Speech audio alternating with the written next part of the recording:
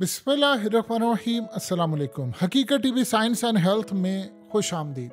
अमरीका ने इस वक्त अपने हंगामी तौर पर डिस्ट्रॉयर और एयरक्राफ्ट कैरियर इजराइल में रवाना कर दिए हैं, यानी वो इजराइल की हिफाजत के लिए आ गए हैं। और अजीबोगरीब सूरत हाल ये है कि ईरान ने अरब कंट्रीज के थ्रू हंगामी पैगाम भेजा है अमरीका को, और पैगाम ये भेजा है कि ईरान और इजराइल की लड़ाई में आप पीछे हट जाएं।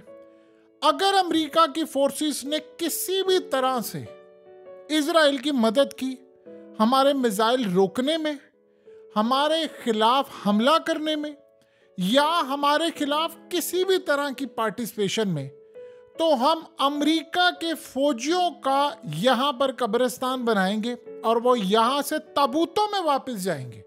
यानी इस लेवल की धमकी दी गई है कि उसके बाद हम आपके फौजियों पर इतने हमले करेंगे आप अफगानिस्तान और बाकी सूरत हाल को भूल जाएंगे। अब आप ये सोचें कि इस वक्त इतनी बड़ी धमकी देने के बाद आगे अमेरिका ने क्या जवाब दिया है। उसने कहा है कि हम इसराइल के साथ कंधे से कंधा मिलाकर खड़े हैं और हम उनके साथ इस तरह खड़े हैं कि जैसे खड़े होने का हक है। अगर ईरान ने उस पर हमला किया तो अमेरिका उसको बचाएगा भी, और अमेरिका बदले में रिटेलिएट भी करेगा। ईरान के खिलाफ वो जो ऑपरेशन करेगा इसराइल, उसका हिस्सा भी बनेगा। अब आप यहाँ से अंदाज़ा कर लें कि आपको दूर दूर तक ये जंग रुकती हुई या होती हुई नज़र आ रही है। उधर एंटनी ब्लिंकन ने वांग यी को फ़ोन किया और कहा कि आप ईरान को रोके। उन्होंने आगे से जवाब दिया कि सबसे पहले तो आप ये बताएं कि इजराइल ने हमला क्यों किया है। किसी भी मुल्क की एम्बेसी पर हमला करने का मतलब है कि आपने उसे मुल्क में हमला किया है। उन्होंने कहा आपका काम ये था कि आप लोग इजराइल को रोकते कि उन्हें हमला किया, उसकी मजम्मत करते कि किसी भी मुल्क के अंदर ये काम है और हर मुल्क को राइट है कि वो अपनी सरहद की भी हिफाजत करे और अपने कॉन्सुलेट की भी हिफाजत करे। इसके बाद एंटनी ब्लिंकन के साथ क्या हाल हुआ होगा वो आप अच्छी तरह समझ सकते हैं। लेकिन रूस की जानिब से फिर ईरान को ग्रीन सिग्नल दे दिया गया है और कहा गया है कि आपको पूरी सपोर्ट हमारी हासिल है। देखिए, दो चीज़ें समझें। अमेरिका को ईरान ने वार्निंग दिया, अब अमेरिका अगर इस जंग में कूदता है तो चाइना और रूस, आज आप लिख कर रख लीजिए, ये दोनों ईरान के साथ इस जंग में कूद पड़ेंगे। इनिशियली हो सकता है कि आपको ये समझ आए कि इतनी जल्दी वो ना कूदे। जैसे हमास की इजराइल से जब लड़ाई हो रही थी तो ईरान बज़ाहिर कूदा हुआ आपको नज़र नहीं आया, लेकिन अंदर खाते मदद सारी और ईच एंड एवरीथिंग, और आज तक वो लड़ाई चलती आ रही। इसी तरह रूस और चाइना लड़ेंगे, लेकिन जब ये मामला बढ़ जाएगा तो रूस और चाइना मुकम्मल तौर पर अपनी मिलिट्री के साथ ईरान के साथ खड़े होंगे, और वो स्टिल खड़े हैं। लेकिन फिर वो इस जंग में बराह रास्त कूद पड़ेंगे, क्योंकि इस दफ़ा फैसला ये हुआ है कि किसी सूरत अमेरिका को कोई रूम नहीं देना, ना कोई क्लियरेंस देनी है और ना ही किसी तरह का कोई मामला सामने आना है। अब आप अंदाज़ा कर लें कि एक अजीबोगरीब डेवलपमेंट ये सामने आई है कि इस वक्त यानी बाइडन को, आपको पता है कि इजराइल कितना ताकतवर है, उसकी पावर कितनी है कि पावरफुल कॉरिडोर्स और दुनिया के ताकतवर तरीन जितने भी लोग हैं वो सारे के सारे उनकी मुट्ठी में है। तो उन्होंने बाइडन को श्योरिटी दे दी है कि उसके बाद आपका अगला टेन्योर पक्का है अगर आप पूरी तरह पार्टिसिपेट करते हैं इस जंग में। क्योंकि अगर ईरान की मानी जाए तो अमेरिका इस जंग से पीछे हट जाता है तो इजराइल तो ज़मीन पर गिर जाएगा। ये तो आप समझ रहे, ज़मीन बोझ हो जाएगा। तो अभी सूरत हाल के अंदर जिस तरह उन्होंने कहा है कि करीबन 100 ड्रोन्स और 25 के करीब मिसाइल जो हैं वो ईरान मारने जा रहा है, और अमेरिका ने तो यहाँ तक कह दिया चंद घंटे में। देखिए, ये जो शख्स कुरीला इस वक्त गया हुआ है, सेंटकॉम का हेड, उसने जाकर धमकी दे दी है और कहा है कि आप बेफिक्र रहें, इसराइल के साथ इस तरह हम खड़े हैं जैसे खड़े होने का हक है। उसने कहा सारी की सारी अमेरिका की मिलिट्री फोर्सेस, हमारी नेवी, हमारी एयरफोर्स पूरी तरह तैयार है। हम जैसे भी करेंगे खित्ते के अंदर जो भी हालात पैदा हुए हम आपके साथ खड़े होंगे, और हमारे डिस्ट्रॉयर हर तरह से ईरान के आने वाले मिसाइलों को रोकेंगे। हमारे एयरक्राफ्ट कैरियर, क्योंकि जो बेसिस हैं वहाँ पर तो अमेरिका को ऑपरेट करने की इजाज़त नहीं है। वहाँ तो उन कंट्रीज़ ने क्लियरली कह दिया है कि हम ईरान से लड़ाई नहीं करना चाहते। लिहाजा हमने आपके खिलाफ किसी तरह का कोई इकदाम ऐसा नहीं करना कि आपको यहाँ से निकलना पड़े। बेहतर ये है कि आप हमारी मिलिट्री बेसिस इस्तेमाल नहीं करेंगे हमारे मुल्कों की, क्योंकि ये बेसिस वादा इसलिए किया गया था जब ये मिडिल ईस्ट में सऊदी अरब, कतर, ये सब जो बेसिस थी वो किस लिए ली थी अमेरिका ने? वो इन ममालिक की हिफाजत के लिए ली थी, यानी इसलिए नहीं थी कि इनका कोई ऑपरेशन होगा। बाद में वो तो अफगानिस्तान की जंग में इस्तेमाल हुई और फिर ईरान के खिलाफ और ये फलाना और ये वो करते करते मामला कहाँ तक चला गया। अब हालात क्या हैं? अब हालात ये पैदा हो गए हैं कि अमेरिका को साफ इनकार कर दिया गया है कि आप ये बेसिस इस्तेमाल नहीं कर सकते। देखिए, एक चीज़ आप जेहन में रख लीजिएगा, ज़िंदगी के अंदर हालिया जो चांद ग्रहण लगा है, उस चांद ग्रहण के बाद ये कहा गया था कि अमेरिका में आएगी बड़ी तबाही और बहुत ख़तरनाक तबाही आएगी, चाहे वो ज़लज़ले हों, चाहे वो लोगों का लड़ना हो। अब आपको वो चीज़ें अनफोल्ड होती नज़र आ रही हैं।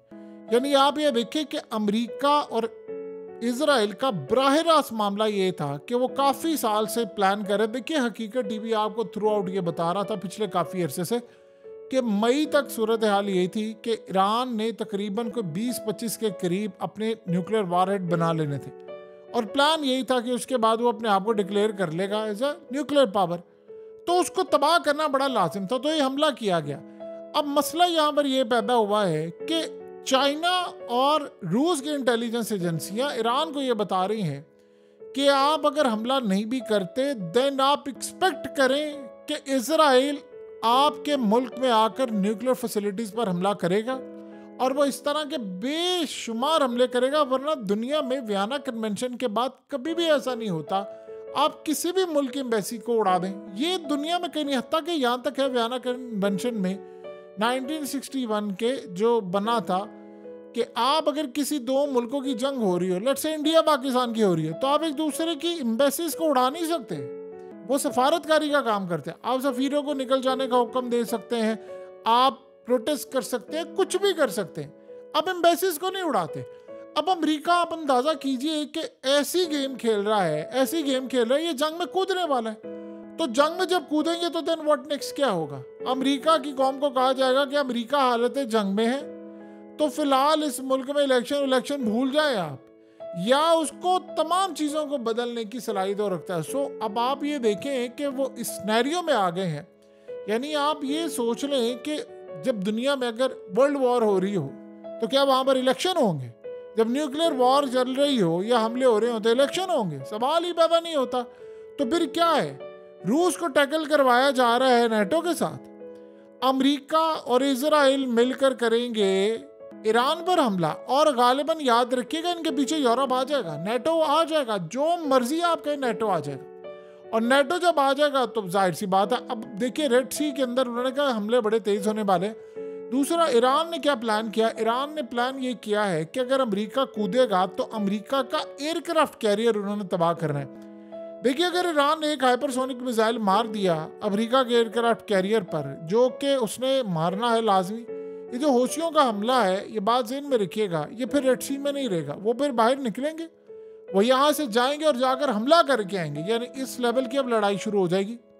देखिए, फिर एक बात ज़हन में रखिएगा कि इराक के अंदर भी हमलावर अमेरिका पर चढ़ दौड़ेंगे, एम्बेसीज पर भी हमले होंगे, फिर चाहे वो इराक में हो या दूसरी जगह पर हो, फिर अमेरिका की एम्बेसीज भी महफूज नहीं रहेंगी।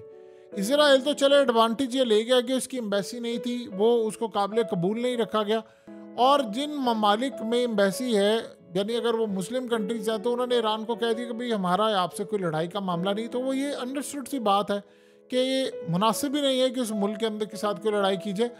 लेकिन फिर ईरान को ये समझ आती है कि भाई डायरेक्ट हमले के अलावा इसका कोई ऑप्शन नहीं है। अब अगर ईरान ने यहाँ पर रिटेलिएट नहीं किया या कोई छोटा मोटा हमला किया, कुछ हो, जितनी हाई रिस्क की क्रिएट हो गई है, यानी अमेरिका ने बताया है कि अगर चंद घंटे में 100 से ज़ायद ड्रोन्स और उसके अलावा कई बैलिस्टिक मिसाइल्स, क्रूज मिसाइल और हाइपरसोनिक मिसाइल का हमला आप पर हो सकता है। सो लिहाजा आप इस सारे मामले पर देखिए आप क्या कर सकते हैं। उधर नेतन्याहू ने कह दिया है कि मैं तो जैसे ही हमला करेंगे उसके बाद देखना मैं ईरान के ऊपर जाकर हमला कर दूंगा और फिर ये जंग अगले पैमाने पर चली जाएगी। वो अलग बात है कि इसराइल में हस्पताल भी इस वक्त हाई अलर्ट हैं, तमाम चीज़ें हाई अलर्ट हैं, मार्केट्स इस वक्त क्लोजिंग पर हैं, ये एक अलग मामला है। लेकिन अमेरिका पर जो हमला होगा वो शायद इसराइल से भी ज़्यादा, क्योंकि अमेरिका इजी टारगेट बन जाएगा ईरान के लिए। और फिर अमेरिका और ईरान अगर लड़ाई करेंगे तो देखिए इस मामले पर रूस कभी भी पीछे नहीं हटेगा। आप सिनेरियो देखिए ना कि रूस को यहाँ पर भी फंसाया जाएगा, फिर रूस को वहाँ पर भी फंसाया जाएगा, देन बाकी मुस्लिम कंट्रीज कहाँ पर खड़ी हैं? यानी अब इस सारे मामले पर अगर किसी को ये लग रहा है कि ये मामला यहीं पर रुकेगा और किसी अगली कंट्री की बारी नहीं आएगी, तो फिर क्या होगा? तुर्की क्या करेगा? उस दौरान याद रखिएगा इसराइल खाली इनके साथ जंग नहीं करने वाला, वो मुसलमानों के मुकद्दस मकामात को भी उड़ाने वाला है और वहां पर भी लड़ाई बहुत बड़े पैमाने पर शुरू होने वाली है। यानी वो फिर वेस्ट बैंक की जानिब भी लड़ाई आने वाली है। सो लिहाजा अब कोई चारा बाकी नहीं रह गया। देखिए आयतुल्लाह अली खामनेई ने क्लियरली कह दिया है कि हमला अब होगा, हर सूरत होगा।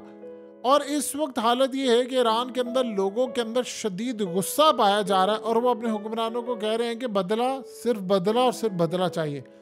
देखिए हुआ ये है कि इस वक्त चाइना ने कहा है अमेरिका को कि तुम्हें रोल प्ले करना चाहिए था ये हमला रुकवाने में, और बल्कि इसराइल के खिलाफ खड़ा होना चाहिए था।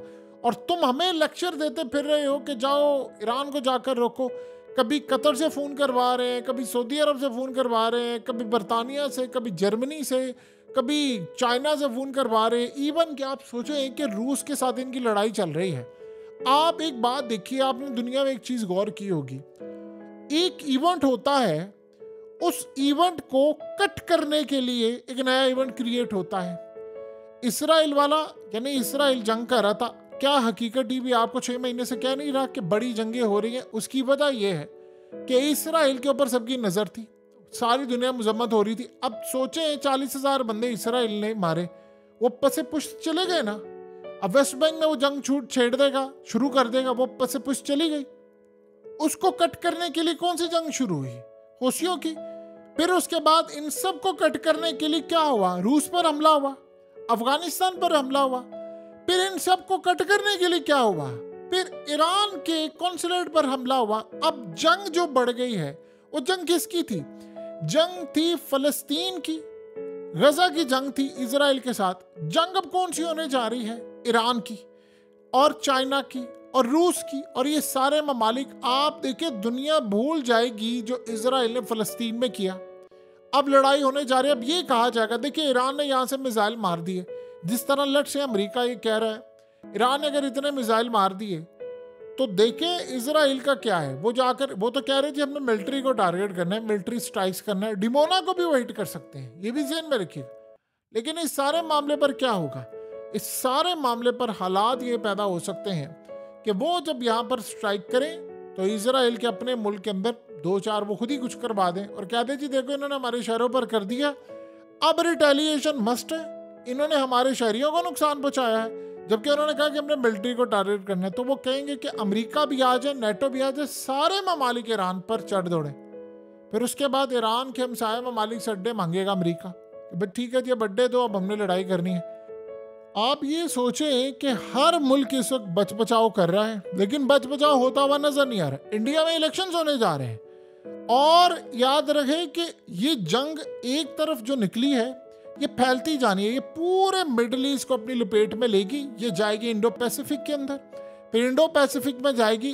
देखिए अगला रोल होगा चाइना को काउंटर करना। चाइना अगर इस सारे मामले पर लेट से टेक्नोलॉजी का इस्तेमाल देता है जो कि उन्होंने ईरान को दे दी हुई है, क्योंकि ईरान ने साइबर हमले भी करने हैं इसराइल पर। उनका प्लान ये है, जैसे इसराइल ने अभी अपनी आवाम को कहा है कि आप लोग अपने मोबाइल फ़ोन पूरी तरह चार्ज रखने हैं, ख़ास तौर पर बैटरीज आपके पास होनी चाहिए, रेडियो आपके पास होना चाहिए कि अगर टेलीकम्युनिकेशन सिस्टम सारे का सारा जैम हो जाता है, नेटवर्क बंद हो जाते हैं, तो आपके पास बिजली भी नहीं होती, तो कम से कम रेडियो आपके पास होना चाहिए जिससे आप हमारी इंस्ट्रक्शन लेते रहें।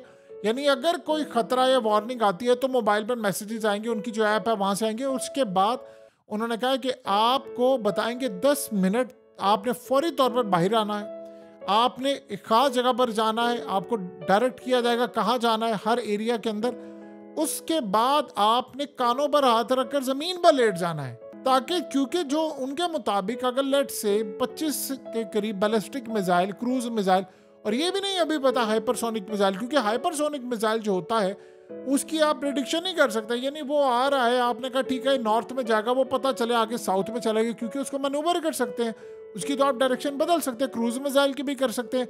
बैलिस्टिक को तो आपने एक दफ़ा कह दिया जहां पर हिट करना है उसने तो वहीं लेना है, वो तो मूव नहीं कर सकता। तो ये सूरत हाल सारी पैदा हो रही है। देखिए अगर उसने हिट कर दिया तो अमेरिका ने इस जंग में कूद पड़ना है। अमेरिका जो मर्जी ईरान धमकियां देता फिरे, अमेरिका कूद पड़ेगा। लिहाजा अब रूस को और बाकी ताकतों को इनके साथ खड़ा होना चाहिए। और याद रखिएगा ईरान की इस लड़ाई के अंदर मुस्लिम कंट्रीज उनका साथ नहीं देंगी। ये आप जो मर्जी देख लें, कोई साथ नहीं देगा। अफगानिस्तान को शायद या ग्रुप्स को आगे बढ़ना पड़ेगा। ये लड़ाई बड़े पैमाने पर शुरू होने वाली है और अमेरिका ने तो कहा है कि अगले चंद घंटों में सब कुछ मलिया मेट होता हुआ नजर आ रहा है उसको। हकीकत टीवी साइंस एंड हेल्थ की इस वीडियो के नीचे कमेंट ज़रूर कीजिए, अपनी राय का इजहार ज़रूर करें और इस वीडियो को हर जगह शेयर करते हुए चैनल को सब्सक्राइब ज़रूर करें।